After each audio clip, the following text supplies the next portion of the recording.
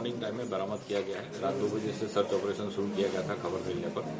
तो एक काफ़ी बड़े इलाका में हम लोगों ने सर्च किया। सर्च करने के दौरान अमलाईगुड़ी जो विलेज है, तो वहाँ से करीब 500 मीटर अंदर जंगल में एक जगह ये हथियार जमीन के अंदर दबाया हुआ हम लोग को बरामद हुआ है, जिसमें 2 AK-47 है, उसके 2 मैगजीन है और 56 राउंड्स लाइव एमुनिशन है। साथ में एक M20 पिस्टल है और 2 राउंड गोली है विद मैगजीन। कोई गिरफ्तारी?